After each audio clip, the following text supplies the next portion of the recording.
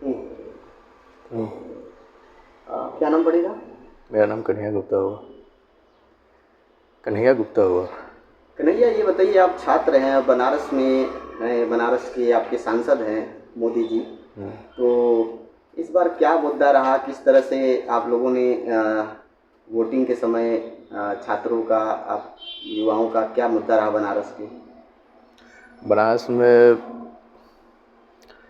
सबसे करेंट का मुद्दा रहा ये जो पेपर था यूपी पुलिस का और आरओ का, जिसमें अधिक संख्या में छात्र तैयारी करके एग्ज़ाम का वेट कर रहे थे और पेपर का कैंसिल हो जाना और फिर उसके बाद निर्धारित ना होना कि कब पेपर होगा, ये सबसे बड़ा मुद्दा रहा।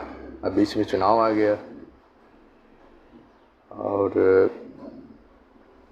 अग्निवीर तो छोड़ ही दीजिए, वो तो चल ही रहा है। ये सबसे बड़ा मुद्दा मुझे लगा।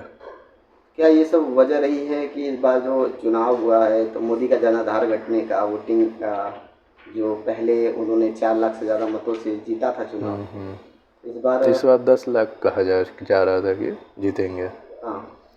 लेकिन ऐसा हुआ नहीं, क्योंकि हर एक घर में जो युवा है वो किसी घर के ही अंग होते हैं। घर के अंग है तो जब तक वो अर्न नहीं कर रहे हैं, अब ओवरऑल क्या है कि वो सरकारी नौकरी पर ही है, तैयारी कर रहे हैं, कहीं ना कहीं सिक्योरिटी चाह रहे हैं, तो इससे वोट प्रभावित हुआ। इससे माँ और दुखी है इस मैटर से कि बच्चा पढ़ रहा है, नौकरी नहीं लग रहा है, तो वो भी दुखी थी।